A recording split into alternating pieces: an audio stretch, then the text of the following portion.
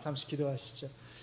하나님, 이 한 시간에도 주의 말씀 앞에 저희가 다시 섰습니다. 늘 두렵고 떨림으로 주의 말씀을 대하게 하시고 우리의 무지를 깨우치셔서 주의 말씀의 깊이를 깨달아 알 수 있는 저희가 되게 하여 주시옵소서. 예수님 이름으로 기도합니다. 아멘. 오늘은 먼저 사진을 한 장 같이 보시고 설교를 시작하겠습니다. 혹시 이 사진이 어떤 사진인지, 저곳이 어떤 곳인지 혹시 아시나요? 우리 권사님들은 좀 익숙하실 겁니다. 그렇죠? 사실 우리 권사님들을 모시고 저걸 보려고 갔던 것은 아니고 청평호에서 유람선을 탔는데 그 유람선이 간 목적지가 저곳이었어요. 그래서 처음에 저것을 봤을 때 와, 무슨 궁전처럼 저렇게 화려하게 지었나? 이렇게 생각을 하고서 처음엔 관공서인 줄 알았습니다. 그런데 이렇게 안내하시는 분이 오셔서 저희가 통일교 본산이라고 이야기를 하더라고요. 그리고 아마 제 기억에 내년이나 내후년부터는 저곳이 공식적인 통일교 관광지가 되어서 일반인들도 다 저기를 관광을 할 수 있도록 그렇게 해준다고 합니다. 그래서 만약에 그렇게 되면 통일교 신자들이 더 많이 늘어날 수도 있겠다라고 하는 사실 그런 염려도 했는데, 저 사진에 가운데 저 위에 보시면 건물이 하나 있죠. 저 건물에 뭐가 있냐면 문선명이의 시체가 있다고 합니다. 저기다 이제 둔 거예요. 그러니까 당연히 이제 저기가 성지가 되는 거죠. 많은 사람들이 찾아오게 되어 있는 거죠. 얼마 전에 저희는 잘 아시는 대로 일본의 전 총리였던 아베 총리가 통일교 신자의 총에 맞아서 죽었다는 소식을 저희가 접했습니다. 왜 그랬는지 이제 그 이유를 이제 보니까 아베 총리가 통일교 집회에서 축하 연설을 했다는 거예요. 그러니까 저도 인터넷에 보니까 그 사진이 나와 있더라고요. 그래서 뒤에 플랜카드에 일본어 밑에 통일교 뭐 어쩌고 하면서 한글로 이렇게 써 있는 것을 봤는데 아베 총리가 거기서 연설하는 모습이었습니다. 사실은 그 모습을 실제로 이렇게 사진으로 확인하고서 제가 좀 놀랐는데, 왜냐하면 일본에서 통일교의 정치 권력이 이렇게 세구나. 한 나라의 총리가, 그렇죠? 한 종교 집단의 축하 연설을 한다고 하는 게 이게 쉬운 일이 아니잖아요. 그것은 그만큼 통일교의 정치 권력이 일본에서 세다는 것입니다. 사실은 그 내용을 잠깐 보니까 아베 총리의 아버지, 할아버지 시대부터 이미 통일교에서는 이 작업들을 다 해왔다고 합니다. 정치적인 후원금을 주면서 그런 작업들을 이미 해왔다는 거예요. 그리고 또 그 배후에는 사실은 이제 이렇게 통일교에 빠진 어머니가 통일교에 약 우리 돈으로 10억 가량의 돈을 헌금을 해서 그래서 총으로 쏴 죽였다, 이런 기사가 나왔잖아요. 이것을 보면 사실 이것은 전형적인 사이비 종교의 모습입니다. 사이비 종교는 개인을 우상화하잖아요. 그렇죠? 개인을 섬기도록 하고 숭배하도록 합니다. 그리고 결국 그런 개인의 우상화가 가정을 파괴하고, 그리고 개인의 삶을 파괴하고 개인의 영혼을 결국은 파괴합니다. 그런데 이런 사이비 종교 집단이, 사이비 종교의 모습이 사실 이렇게 기독교 바깥에만 있었던 것은 아닙니다. 기독교 내에서도 이런 사이비 종교적인 기독교의 집단들이 있었다고 하는 것을 우리가 부인할 수가 사실은 없습니다. 특별히 예수님의 재림과 관련해서 기독교 안에서는 이런 사이비 종교 집단의 모습을 한 그런 가르침들이 많이 나타나 왔습니다. 그리고 그런 잘못된 가르침의 가장 중심을 이루는 대표적인 성경 말씀이 사실은 저희가 오늘 읽은 마가복음 13장의 말씀 또는 마태복음 24장의 말씀입니다. 왜냐하면 마태복음 24장과 마가복음 13장은 사실은 거의 같은 내용을 다루고 있기 때문입니다.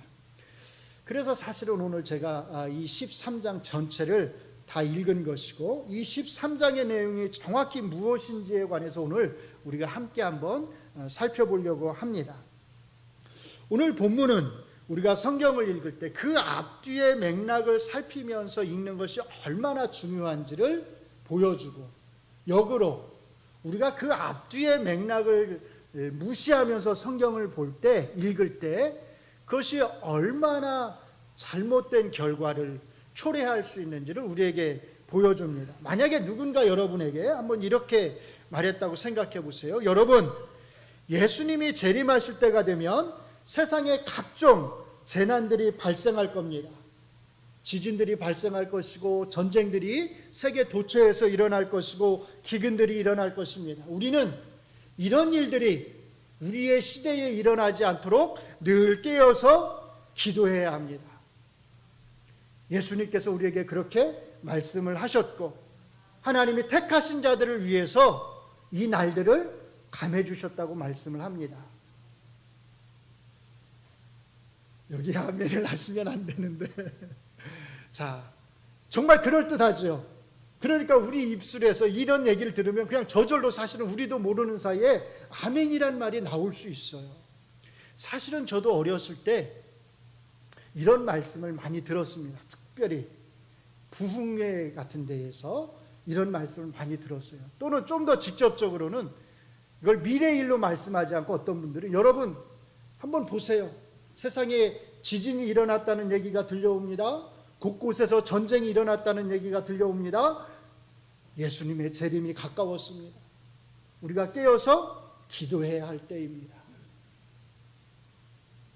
그럴듯하죠. 그런데 사실은 이것은 잘못된 말입니다. 이게 왜 잘못된 말일까요? 그것을 한번 우리가 살펴보려고 합니다. 자, 먼저 예수님께서 13장 1절로 4절에 걸쳐서 제자들과 나누는 한번 그 대화를 한번 잘 주목해 보시기 바랍니다. 1절에 보시면 제자들이 예수님과 함께 성전에서 나가실 때 제자 중 한 명이 예수님을 향해서 이렇게 말합니다. 선생님, 이 건물을 한번 보십시오. 이 돌들이 얼마나 멋지고 이 성전의 건물들이 얼마나 멋진지를 한번 보십시오. 이렇게 자랑을 합니다. 사실 예수님의 제자들은 이 멋지고 크고 웅장한 예루살렘 성전을 본 적이 없습니다.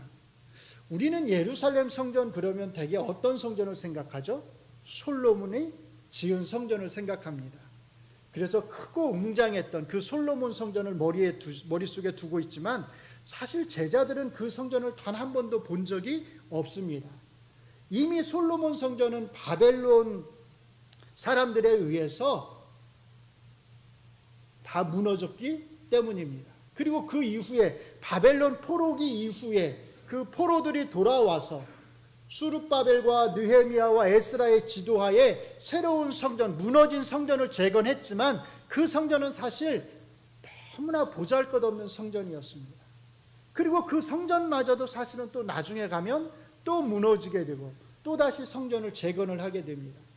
그 모든 성전들이 사실은 보잘것없는 그런 성전들이었습니다. 그런데 여러분이 잘 아는 헤롯 대왕 있잖아요. 헤롯 대왕이 어디 출신이냐면 에돔 족속 출신입니다. 에돔 족속은 에서의 후손이잖아요. 그런데 예루살렘이 멸망할 때 제일 기뻐했던 족속이 누구냐면 사실은 에돔 족속들입니다. 그래서 여러분들이 구약 성경의 소선지서를 잘 읽어보면 거기에는 에돔 족속에 대한 심판의 말씀, 원망의 말이 가득 차 있는 것을 알 수 있습니다. 그래서 유대인들은 에돔 족속을 너무너무 싫어했습니다. 그런데 헤롯 대왕이 에돔 족속이었거든요. 헤롯 대왕은 로마의 정치적 후원을 입어서 유다 땅을 다스리는 왕이었습니다. 왕이 되었습니다.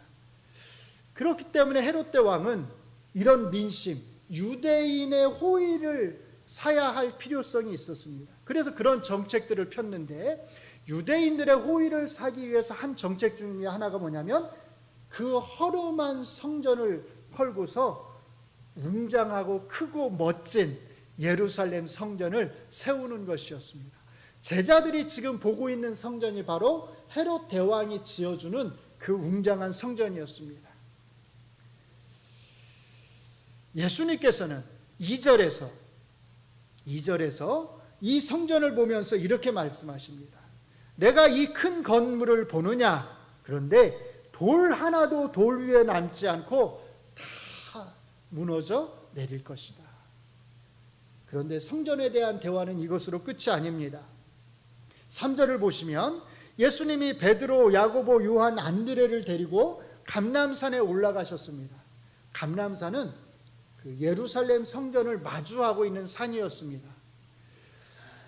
그러니까 이 4명의 제자들이 예수님께서 방금 전에 성전에서 하셨던 그 말씀을 떠올리면서 예수님에게 이렇게 질문을 합니다. 예수님, 어느 때에 예수님께서 말씀하신 그런 일이 이루어질까요? 예수님이 말씀하신 그 일이 이루어질 때 어떤 징조들이 나타날까요?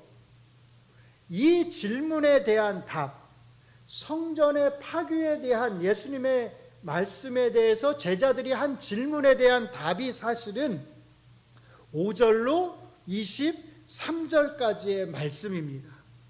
그러니까 5절로 23절에 나와 있는 재난에 대한 말씀은 예수님의 재림에 대한 말씀이 아니라 뭐에 대한 말씀이에요? 예루살렘 성전의 파괴에 대한 말씀이다라고 하는 것을 잘 기억을 하셔야 됩니다.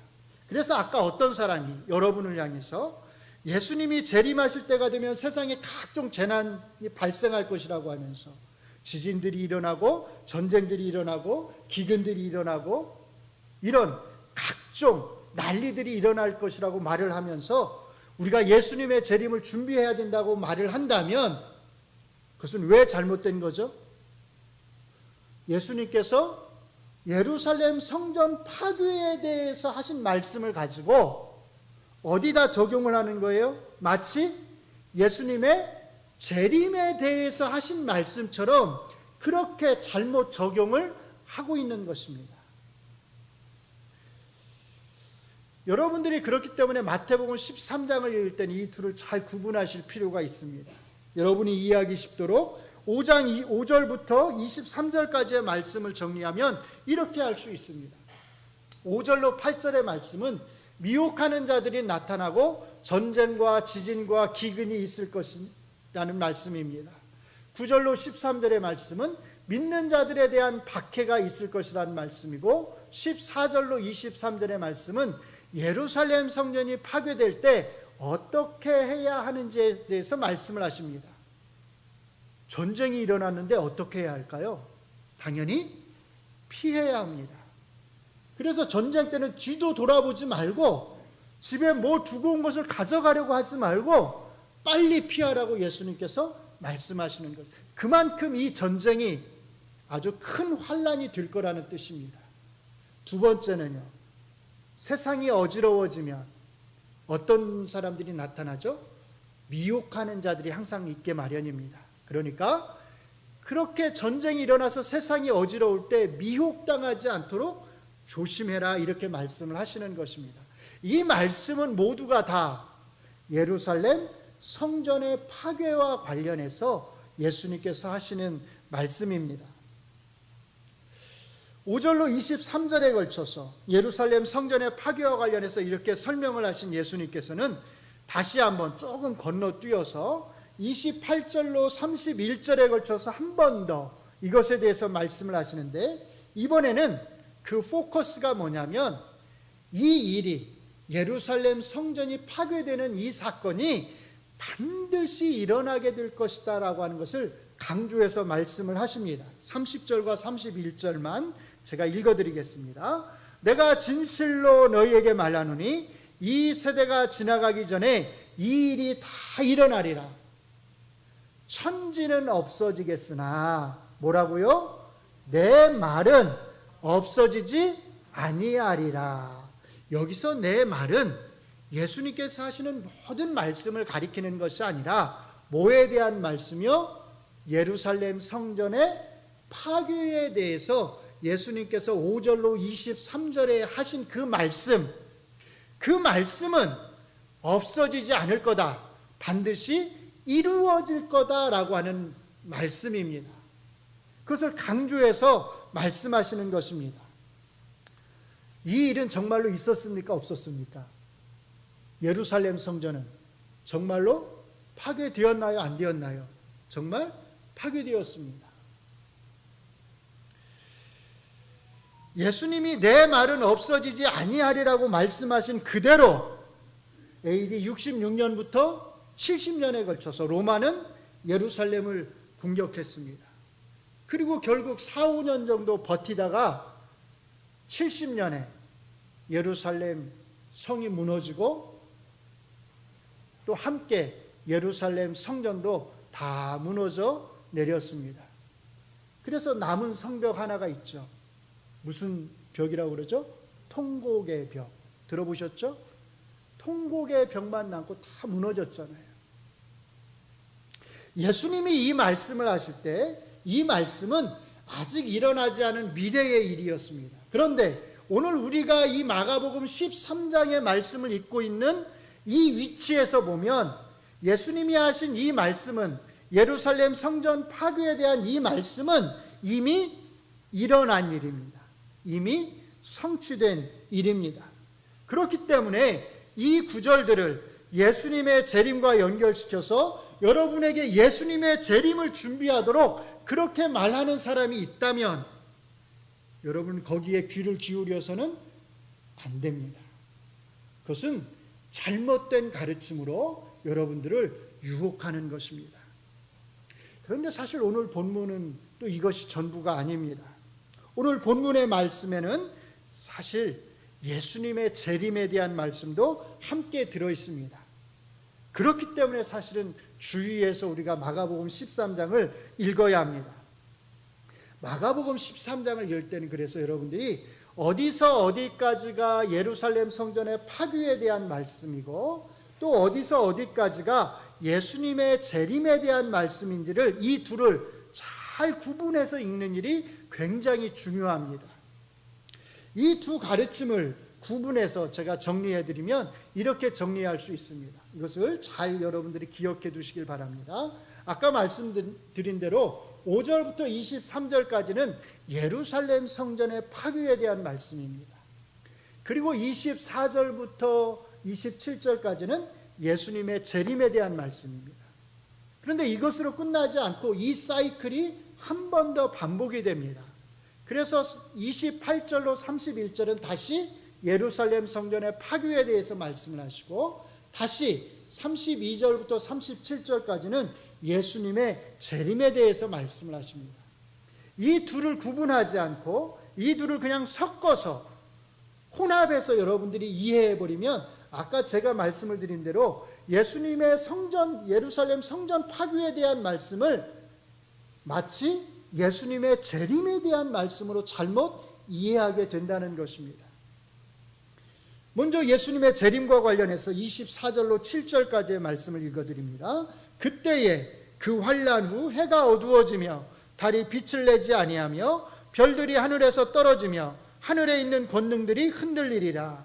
그때에 인자가 구름을 타고 큰 권능과 영광으로 오는 것을 사람들이 보리라. 또 그때에 그가 천사들을 보내어 자기가 택하신 자들을 땅 끝으로부터 하늘 끝까지 사방에서 모으리라. 여기에서 그때에라고 할 때 이 그때에는 예수님이 재림하실 때를 가리킵니다. 그리고 그 다음에 그 환난 후라고 할 때 이 그 환난은 바로 앞에서 말씀하신 예루살렘 성전의 파괴를 가리킵니다. 그러니까 예수님은 지금 예루살렘 성전 파괴가 있고 그 환난이 있은 후에 예수님의 재림의 때가 있을 것이라고 말씀을 하십니다. 바로 이어서 말씀을 하십니다. 자, 그런데 그래서 여기서 조심해야 합니다. 예루살렘 성전 파괴가 있고 그 다음에 예수님의 재림이 있을 것이라고 이어서 말씀을 하신다고 해서 이 두 사건이 머지않은 때에 금방 이어서 같이 일어날 것이다 라고 하는 그런 의미가 절대 아닙니다. 역으로 말하면 예루살렘 성전의 파괴가 있다 할지라도 실제 예수님의 재림 사건은 이 파괴 사건이 있은 한참 후에 예수님께서 재림하실 수 있다는 것입니다. 정말로 그렇습니다. 그렇죠? 지금까지 예수님은 재림하지 않으셨습니다. 그런데 예루살렘 성전의 파괴는 2000년 전에, 거의 2000년 전에 일어났던 사건입니다. 이렇게 긴 기간 동안 아직 예수님의 재림은 일어나지 않았습니다. 그러니까 예루살렘 성전의 파괴와 예수님의 재림은 함께 이야기되고 있지만 사실 이 사이에는 굉장히 긴 기간이 있을 수 있다고 하는 것을 우리가 염두에 두어야 합니다. 그리고 이제 32절로 37절에서 다시 예수님의 재림과 관련해서 말씀하시는데 여기에서 포인트는 딱 두 가지입니다. 첫째로 그날과 그때는 아무도 모른다는 것입니다. 누구 외에요? 하나님 아버지 외에. 그러나 그날과 그때는 아무도 모르나니 하늘에 있는 천사들도 아들도 모르고 아버지만 아시느니라. 자, 아버지만 아신다고 말씀하셨으니까 우리가 그 날과 그때에 대한 호기심을 가져야 할까요? 안 가져야 할까요? 그날과 그때가 있을 것이라고 하는 확실한 믿음과 확신은 우리에게 있어야 하겠죠. 그러나 그날과 그때가 언제일까? 라고 하는 그런 호기심을 가질 필요는 없습니다. 갖지 말라는 것입니다. 그러면 예수님이 재림하시기 전에 있을 징조들에 대해서는 예수님이 재림하시기 바로 전에는 이런 징조들이 있을 거야 라고 생각을 하면서 그 징조들에 대해서는 우리가 관심을 가져도 될까요? 사실은 저의 이 질문 자체가 잘못된 겁니다. 왜냐하면 이렇게 질문을 한다고 하는 것은 예수님이 재림하시기 전에 바로 전에는 어떤 특별한 징조들이 있을 것이다 라고 하는 것을 전제로 해서 제가 질문을 한 것이기 때문입니다. 그런데 성경을 여러분들이 잘 살펴보면 사실은 예수님께서 재림하시기 전에는 어떤 특별한 징조들이 내가 곧 오게 될 거야 라고 하는 것을 알려주는, 여러분들이 그것을 알아차릴 수 있는, 사람들이 그것을 알아차릴 수 있는 어떤 특별한 징조들이 있을 것이다 라고 말을 하지 않습니다.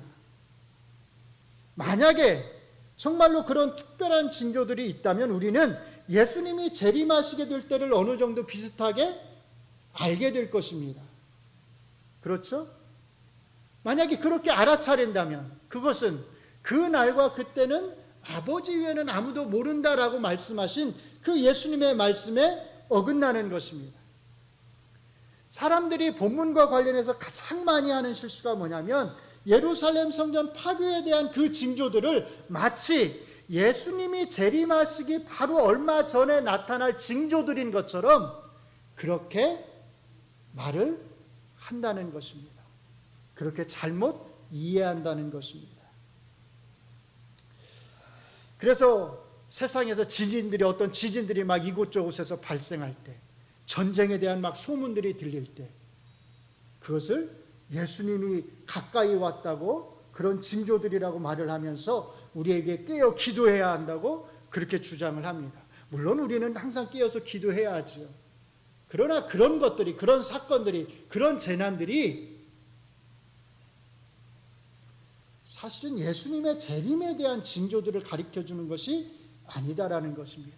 그것들은 오늘 우리가 본 대로 예루살렘 성전의 파괴와 관련된 것들을 가리킨다는 것입니다.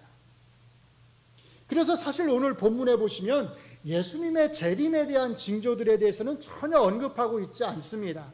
24절로 27절의 말씀 역시도 예수님의 재림에 대한 징조가 아니라 예수님께서 실제로 이 땅에 재림하실 때 어떤 일이 일어날지에 대해서 말씀을 하십니다.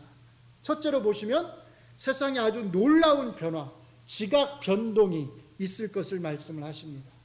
둘째로는요, 모든 사람들이 예수님께서 큰 권능과 영광으로 오는 모습을 보게 되리라고 말씀을 합니다. 그리고 세 번째로는 예수님께서 모든 택자들을 이 끝에서 저 끝까지 사방에서 다 모으시리라고 말씀하십니다. 이렇게 어떤 특별한 징조들이 전혀 없을 것이기 때문에 예수님의 재림을 기다리는 성도들은 어떻게 해야 하느냐, 이것이 이제 우리가 주목해야 될 두 번째 포인트인데요. 어떻게 하라고 말씀하시냐면 주위에서 깨어 있으라, 이렇게 말씀을 하십니다. 33절로 37절의 말씀을 보시면 이것이 몇 번이 강조되고 있죠? 33절에 어떻게 시작하죠? 주의하라, 깨어 있으라. 35절은요, 그러므로 깨어 있으라. 37절은요, 깨어 있으라. 여기서는 계속해서 깨어 있으라는 것을 강조하십니다. 왜냐하면 예수님이 재림하실 때는 그것을 알려주는 아무런 징조들도 없을 것이기 때문입니다. 깨어서 예수님이 다시 오시기 전에 나타날 징조들이 무엇인지를 그것을 찾으라는 말씀이 절대로 아닙니다. 물론 우리는 시대를 분별하는 그런 분별력을 가지고 있어야 합니다.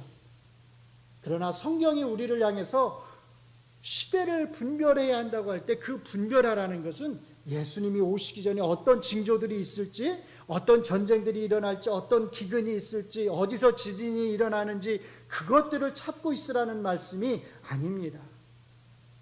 시대가 얼마나 악한지를 잘 분별하라는 말씀입니다. 예수님이 오시기만을 기다리면서 맨날 예배당에 모여서 기도하고 말씀 보고 해야 된다는 말씀이 아닙니다. 물론 우리는 기도하고 항상 말씀을 가까이 해야 합니다. 그러나 그것만을 한다고 해서 깨어있다 이렇게 말을 할 수가 없다는 겁니다. 여러분들 달란트 비유를 아시죠? 아마 여기에서 달란트 비유를 모르시는 분은 아무도 없을 것입니다. 초등학교 때 달란트 시장 같은 것들도 다 해보셨잖아요. 마태복음 25장에 보면 달란트 비유가 나오는데요, 우리가 이 달란트 비유를 잘 알고 있으면서 사실은 한 가지 놓치고 있는 게 있습니다. 이 달란트 비유가 사실은 예수님의 재림을 배경으로 해서 말해지고 있다는 것입니다. 마태복음 24장이 아까 제가 말씀드렸죠? 오늘 본문과 똑같은 말씀이 마태복음 24장에 나오는데요, 24장 다음이 25장이겠죠? 25장이 뭘로 시작하냐면 열처녀 비유로 시작합니다.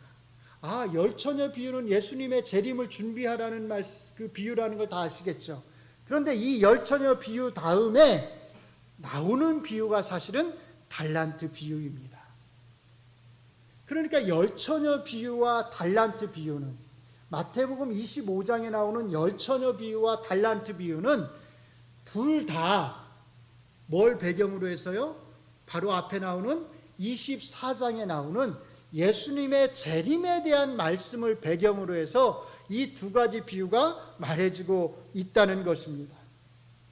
그래서 달란트 비유에서 자기의 종들에게 5달란트, 2달란트, 1달란트를 맡기고 멀리 타국으로 갔다가 나중에 돌아오는 그 주인은, 돌아와서 계산을 하는 그 주인은 예수님을 가리키는 겁니다. 예수님의 재림을 가리키는 겁니다. 그러니까 달란트 비유에서 우리가 놓치지 말아야 할 것이 뭐냐면, 달란트가 우리에게 맡겨졌다고 하는 것은 예수님께서 떠나셨다가 다시 오실 때까지 그 사이에 우리가 그리스도인으로서 이 땅에 살아갈 때 그 주인의 다시 오심을 우리가 기다리면서 이 땅에서 어떻게 우리에게 맡겨진 그 사명을, 그 달란트를 잘 감당해야 하는가에 대해서 말씀을 한다는 것입니다. 그래서 달란트 비유는 여러분들이 예수님의 재림을 생각하지 않고서 달란트 비유를 이해한다면 사실 그것은 아무런 의미가 없습니다. 반드시 재림과 관련해서 달란트 비유를 이해하셔야 합니다. 주위에서 깨어있다고 하는 것은 다른 것이 아닙니다. 이것을 말하는 것입니다. 목사는 목사로서 주어진 사명, 달란트를 잘 감당하고, 여러분은 각자 교회에서 여러분들에게 주어진 사명을 감당하고, 또 가정에서, 직장에서, 여러분의 사업장에서 여러분에게 맡겨진 일들을 그리스도인으로서 그리스도인답게, 예수님의 제자답게 감당해 나가는 것, 그 일을 하는 것, 사실은 그것이 주위에서 깨어 있으라고 하는 예수님의 말씀입니다. 그렇게 한다면 우리가 우리에게 맡겨진 일상의 신앙생활의 모습을 신실하게 잘 감당해 나간다면 예수님께서 다시 오실 때 어떤 사람은 예배를 드리다가, 그렇죠? 어떤 사람은 밭에서 일을 하다가, 어떤 사람은 아이를 돌보다가, 어떤 사람은 막 열심히 공부를 하다가 하늘로 들리워 올리게 될 것입니다. 이제 말씀을 정리합니다.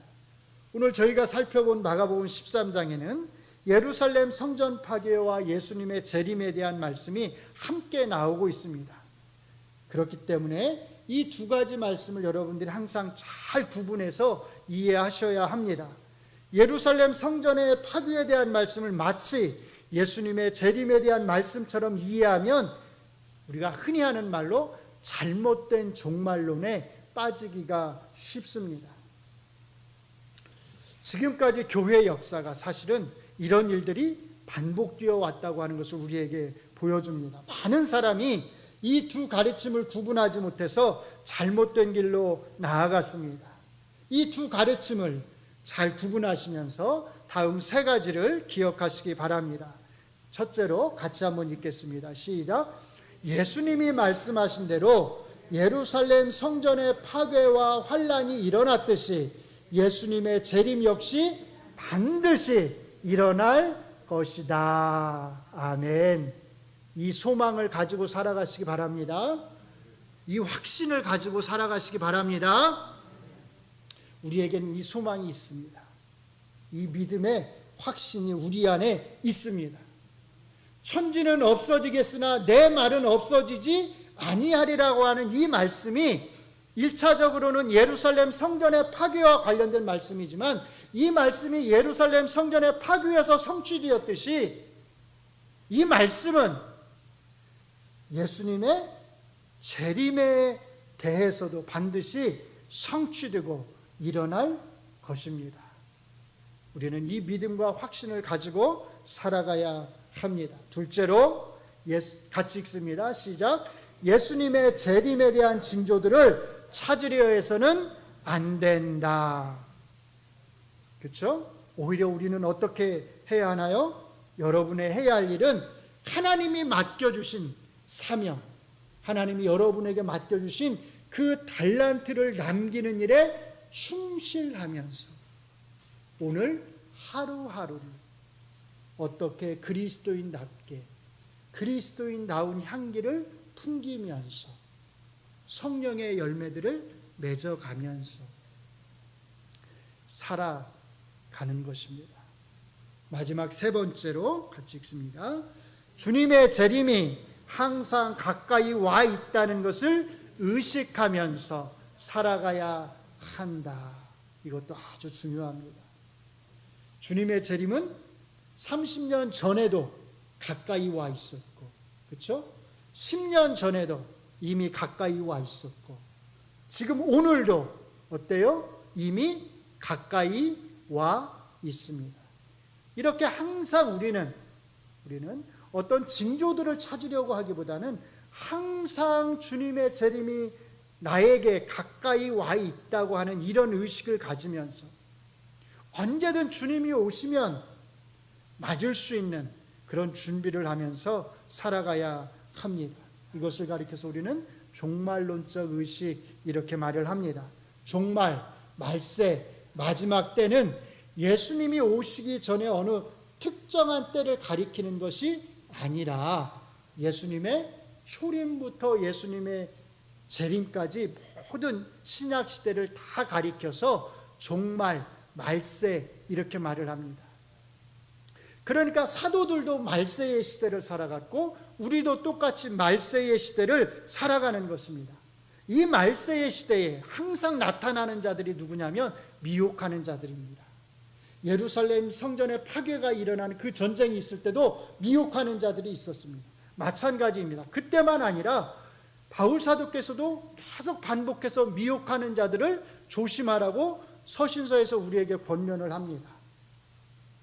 미혹당하지 않으려면 어떻게 해야 할까요? 성경을 잘 알아야죠. 성경을 바르게 알아야 합니다. 주의 성령께서 저와 여러분 모두에게 하나님의 말씀에 대한 바른 이해와 깨달음을 주시기를 주의 이름으로 축원합니다. 기도합니다. 하나님, 귀한 말씀을 우리에게 허락하심을 감사합니다. 이 마지막 때에, 이 말세에 미혹하는 자들이 나타나서 주의 말씀을 들이대면서 잘못된 가르침을 들이대면서 우리를 미혹하려 한다고 주께서도 말씀하셨고 사도들께서도 우리에게 경고하셨습니다. 그렇기 때문에 우리는 더욱더 성경을 잘 알아야 하겠고 바르게 알아야 하겠습니다.